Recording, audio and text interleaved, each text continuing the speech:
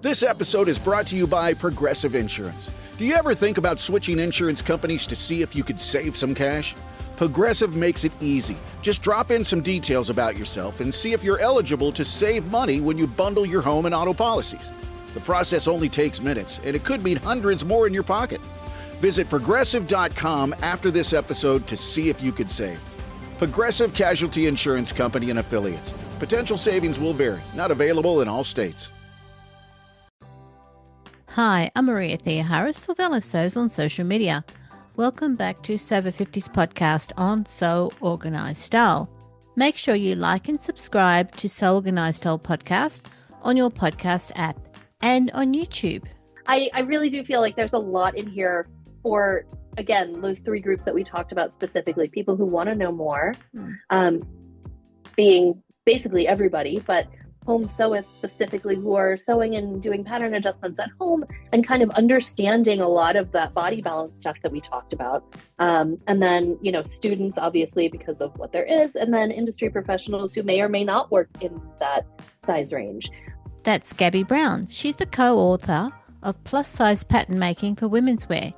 Many people know of Gabby as the fit expert of Sewcialists. On another topic, if you live in Australia and you decide to purchase your own Mimiqueen, I'll be your body scanner. Go to mimiqueens.com to book your scanning session. Now let's grab a cuppa so that you can hear Gabby tell her story as being an author now. Gabby, thank you for coming on to the podcast today. For our listeners and our viewers, you're the co-author of Plus Size Pattern Making for Womenswear with Leila Kelleher. Thanks for coming today, Gabby.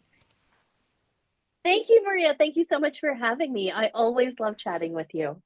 The book just came out on the 19th, and we are just thrilled about its reception. And happy to be here and happy to answer any questions. The first run of the book, how has that gone? It's gone great. It's already sold out.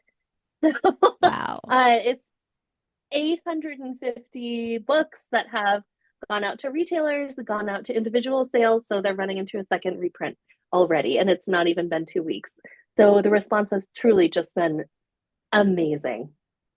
And at the moment, you've started the book tour so that people who may not understand or know about the book can come and ask questions, because you and Leila have developed this for a specific reason. Can you talk us through that? The whole idea behind this is plus size pattern making is not taught in schools.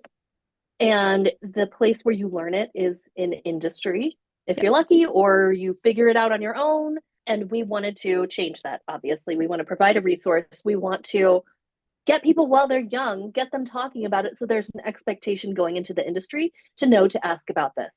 Part of the reason that plus sizes are not doing well in the industry is, obviously things like private equity or outside interests. Yeah.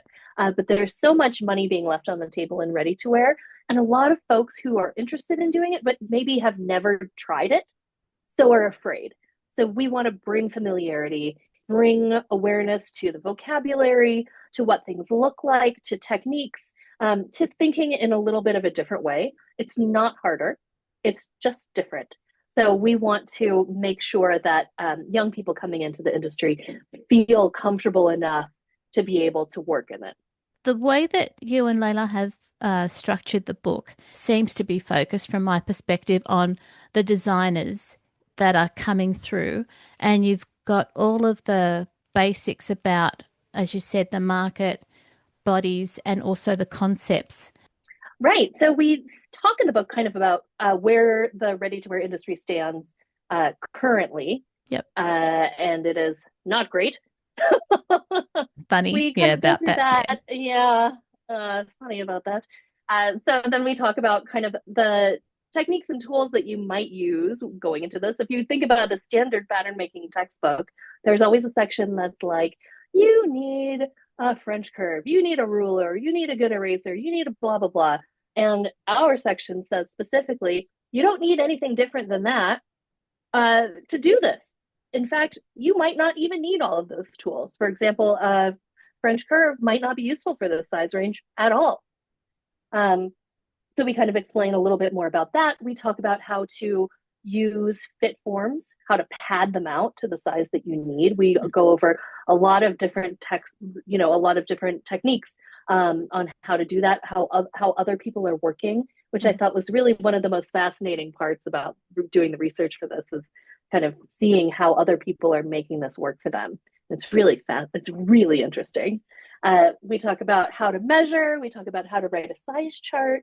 Basically, all the things that you want to know if you want to start your own line or make your own patterns or whatever it is. And then the latter part of the book is, okay, so now that we've decided that we're going to do this, how do we make the patterns?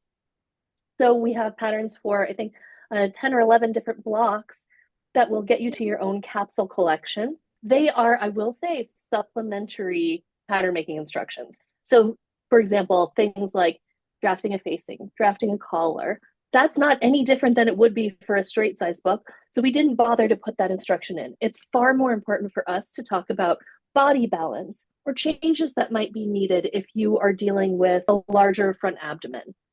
So we concentrate on how to work into that in terms of pattern making and proportion. Yeah. And then the very last part of the book, we talk about different things like sleeves and how they fit and how the shape of them might change based on what you draft. Also, we provide croquis in various sizes. So if you want to design on those croquis, you can. And there's also measurement charts for various plus size bodies. It really is quite helpful. And also within, the tools that you've given people in the book, you've also given them respectful to terminology to use as well if they haven't had that experience in working with models who are plus size. Yes, we thought that was really important. Just based on my own experience going into fittings, even in straight sizes, things are dicey at best. So we thought, if you're working with big personalities, people who have no problem saying things like, her boobs are too big, or this doesn't look great, she's a little too full here, and talking about the model as if they were just a hanger Mm. instead of a real person standing there and listening to this feedback on their body, whether or not their measurements match to the specifications that you required. It is never nice to have to sit there with no expression on your face, acting like it doesn't mean anything to you. So we specifically wanted to talk about, instead of using this word, try this one. Instead of talking about it like this, if you must bring it up, wait till later and talk about it internally with your team. Just kind of best practices on how to be professional in terms of, working with other folks who look different than you do, which I don't think is, it's funny how asking for the bare minimum can sometimes seem like quite a lot some days. And you even put in some of the basic steps of if you're going to do a fitting, things like wash your hands, don't chew gum, like those simple little things. I just thought, I'm glad that you've told people that. Well, especially as if we wrote this book specifically for three groups of people. The first, home sewists who want to learn more. Yep.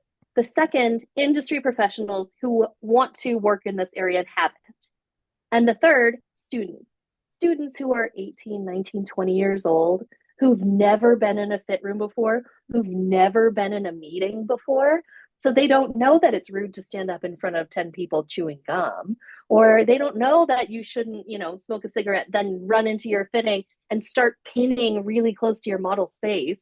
So just those sort of things that are really like, you're going to be in close proximity to folks. So just keep it in your brain that we always need to be as respectful as possible.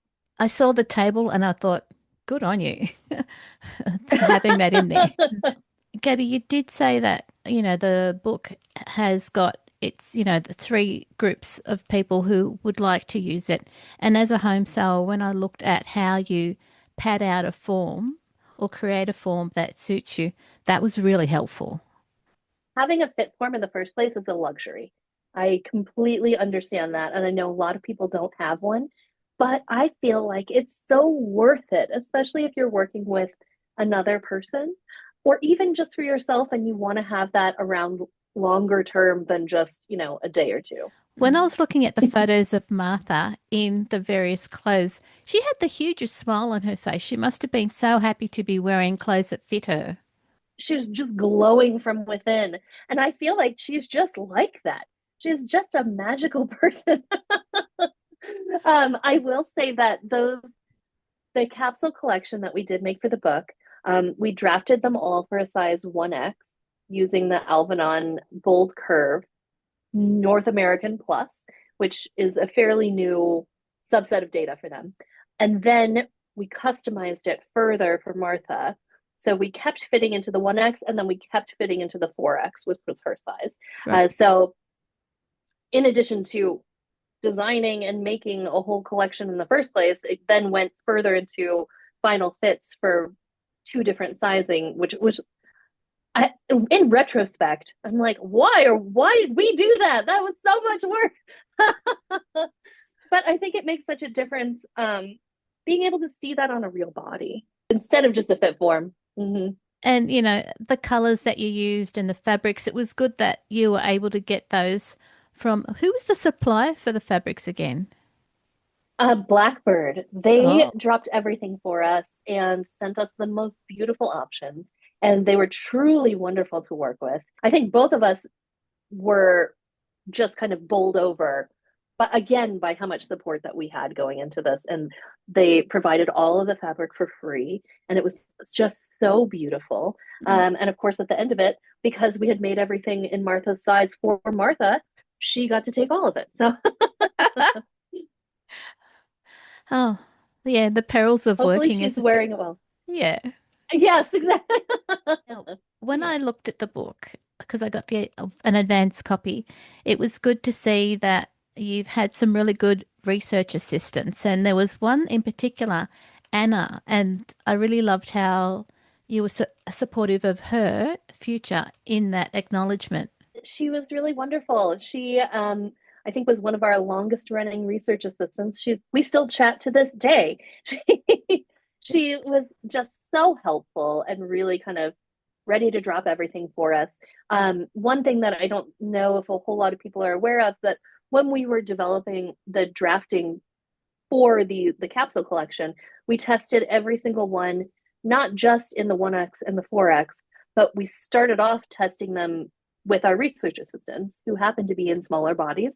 So they ended up being tested in an extra small all the way to a 5X using the drafting techniques. So Uh, we are really proud that we were able to come up with something that works for so many different sizes, regardless of what your measurements actually are. And she tested quite a few of those for us and it was so helpful. it was good to see the photos or the images that you had in the book of the various shapes, or there were some images of, let's say, how a person stands, and you had it where, Mm-hmm. a person's got their legs, that are straight, knock knee, and those images were really interesting to understand how fabric sits on a person's body and what you need to do next for it to flow better. So this is one of the areas where Leila and I are totally copacetic. She comes at it from a biomechanics standpoint. I come at it from I've been doing life drawing and looking at anatomy in fittings for a gazillion years. So for both of us, understanding clothing based on a body perspective is completely key. We want to bring that understanding to our readership as well, and sort of saying, these are characteristics that you would see in plus size bodies of various shapes, especially knowing that a big portion of the people looking at this book are 18, 19, and 20-year-olds who maybe have never had the opportunity to stare at a body before. Yeah. Again, they haven't been in a meeting, you haven't been in a fitting, you can't really look on the street, it's rude. So if we can provide these images and say, well, this size you might see this size you might see this. This is where you'll see soft tissue deposits typically. This is where blah, blah, blah. So it was really important for us to bring those visuals onto the page. So again, we're normalizing this familiarity. It was really clear about, you were able to achieve that through the images and also how you described it in the book. So it made a lot of sense. Going back to the capsule wardrobe, sorry, I'm going all over the place, but the capsule That's wardrobe, okay. the way that it's laid out is quite good in that you've got the images of the actual garment, you've got the images of what it looks like in the toile fabric or the calico, and then you've also got the images of what it looks like. Is it in 3D version? Is it CLO 3D? How do you just the software? Yeah, that's Clo 3D. Close 3D. So we really tried to show all the different ways that you could make something yours. So you'll see that at the very beginning, the CAD version of whatever the block is then iterated upon as we go. Mm, So the size 1X stops at whatever that thing is. The Martha version goes into what it could be, what it could look like. mm, So, for example, the hoodie has a really cute crossover at the neckline.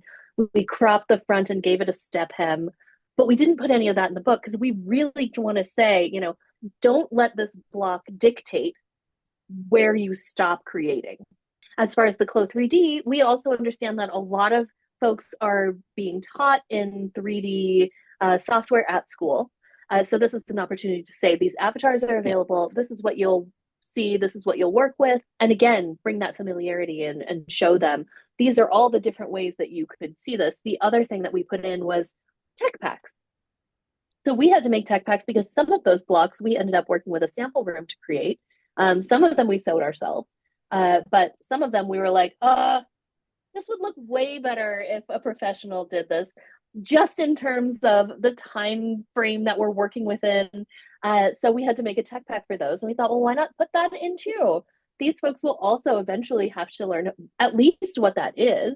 Mm, So we put those images in, and then, yeah, we really just kind of wanted to show the entire process of what that looks like, even if we're not explaining necessarily step one, make a tech pack. yeah. Step two, Mm. but you have all the pieces there and you can kind of say, oh, okay. Oh, okay. I see. These are all things that I might need to be at least be aware of at some point. All of the design schools, and there's probably more than 50 in the States, are going to really find a lot of use for this textbook going forward. I certainly hope so. I think, the fact that you've sold out your first run is a good indicator, right? Yeah. Yeah. Right. And we don't even know about school adoptions yet. So, Uh, yeah, again, fingers crossed. But I really do feel like there's a lot in here for, again, those three groups that we talked about specifically, people who want to know more, mm, um, being basically everybody, but home yeah. sewists specifically who are sewing and doing pattern adjustments at home and kind of understanding a lot of that body balance stuff that we talked about. And then, students, obviously, because of what there is, and then industry professionals who may or may not work in that size range. That's one of the things that I've certainly heard before. I know Leila's heard it before. Um, I don't want to work on that because I don't know how. And we don't want people to self-limit like that. Mm, Well, sure, maybe I don't know how to do, something else either, but that doesn't mean at least I won't try it. And at least now there's some kind of guidance to say, okay, so yes, you will have to fit this garment. All of the blocks are very specific in saying you have to fit them. They will get you to a fittable prototype. They will not yield something that's perfect at the very beginning. That's impossible for anybody. But we are saying, here's how you start the process. And once you get that started, then it's a matter of just working into it. I feel like it's really easy to say, oh, I just don't know how to do it. And then it becomes a no-go zone. mm. And we don't want that. No, and there's no excuse for that now, not with the book. Right. Yeah. Exactly. No more excuses. So, yourself and Leila, how did you meet? Because you've been working so closely for what, the last 4 years to get this book Mhm. out there. How did you Yeah. meet? So I was writing for Sewcialists, and she would occasionally share something I'd written, like, oh, yay, this is so good, blah. And then we started connecting on Instagram. That's really kind of where we met and started forming a relationship. And then after we realized we were very copacetic in a lot of ways, she asked if I would want to write this book with her, and there was no way for me to say no. Mm. It's such an amazing opportunity, and I think we work really well together. Number one, because we are simpatico, but also because we challenge each other in a way that's like, well, what if we tried this? Oh, interesting. What if we tried this? Mm. So it's this kind of natural building block, which is always, when you find that with a person, something that you want to hold on to. Yeah, exactly. And the fact that you met through Sewcialists, I mean, that group was running on both Instagram and on the blog, probably what, Mm-hmm. since 2017, possibly? I I think so. I didn't start writing for them until I want to say 2019, halfway Mm. through, maybe. Yeah, right before the pandemic. And that's Hmm. when you were kind enough to be on the podcast and do a couple of Yeah. episodes for Sewcialists, which was really lovely. And thank you for your time then too. Oh yeah, of course. Of course, it's my pleasure. I love doing this. I think you did 10 episodes. That was a huge effort on your part. Well, actually, it's not that big of an effort because this means I get to escape from the children for a little while and talk about something that I'm passionate about. So it's honestly, it really is a pleasure for me. That's good. It's a pleasure for me too. Are the next steps for the book to do a tour around the States and talk to the design schools? So not just fashion design, but design schools. We are still kind of working out what this is going to look like. So we are stopping in New York at Parsons, and we're going to do a talk there. And then after that, I believe our next solid thing is we are going to be presenting a workshop at ITAA in Florida for fashion educators. And I think that's going to be a really big part of this is that not only do we have to get to the students, because they're the ones who are asking to do this, Yep. when they get to school and they say, why can't I work on this size body? I want to work on this size body. They're technically the paying customer. So even if the professor doesn't know how or doesn't know what they're doing, we can say, here's this book, do it. But if we're also able to educate the educators and Yep. say, this is how you use the book, then we are, winning doubly. In addition to the book, the capsule collection that goes into the book, we also made a lot of different classroom activities for each chapter, Yes. talking kind of about what you'll see in terms of if you want to shop online. How many styles are straight sizes versus plus sizes? Why do you think that is? And then why don't you try to pad out a fit form and do a fit form day when you all work on padding it out? So there are activities that are there to kind of open up, the learning opportunities. There are also it's a bevy of slide presentations that Leila put together of how to incorporate all of these lessons into your class by chapter. Even if they're not going to go down the path of designing for plus size women, there is a really good chapter. I mean, they're all good chapters. A really good chapter on adaptive sewing and adaptive design. Mm-hmm. Was that one of those Yes. what if So discussions? I think so. One of the things that was really important for us in the book, and well, I'll preface this by saying Mm. adding for Womenswear into the title was something that we had workshopped with the publisher very late in the process. Mm. We had just wanted to call it plus size pattern making because there are so many different body variations that we're working towards. And so at the end of each block chapter, each block is developed for a 1X and then there's charts for you to input your own measurements. And then the instructions show you where to put those numbers for each one. Yep. And then at the very end, they show you what those pattern variations can look like, not only for that size, but also for a seated body, for a gender-free body, for petites or juniors, or for tall. And those were sort of the four areas that we, just as people working in the industry, felt like we get the most questions about doing. Mm. So we wanted to do that. But then also for adaptivity, that's a huge area that, again, people are ignoring. And we felt really strongly that sometimes in this size range, you will come across, I mean, same thing in straight sizes, you will come across this. Yep. So what do you do when it pops up? So a lot of that was based on Leila's conversations with her friend at Street and Saddle. And then I chased down the folks at Tommy Hilfiger, like you wouldn't believe, trying to get images of all their wonderful, magnetic closures. And so I think Leila put in the most work into that chapter. But it was really kind of like, we are trying to be as inclusive as we can. We know we can't be everything for everyone, but we want to, again, open the thinking for things that you really will see working in the industry or working just with people in general. A really good point about how the title of the book had for women's wear, because all throughout the book it's gender neutral and it's inclusive. So I'm hoping that, the three audiences that are going to read this book take that in and use it. All of the blocks work for anybody. Yeah. That's the thing. One of the biggest compromises that we made here was that we know that we can't be catalysts for change unless we are working within to an existing system. Yep. We can't break the system ourselves, but we can be subversive about it and get in from the bottom and get people talking and learning. So the main feedback that we got when we did, when we had sent out chapters to be read by folks who are in her professors or in this industry, they're so used to categorizing things that they asked specifically, is this for women's wear? And that kept coming up.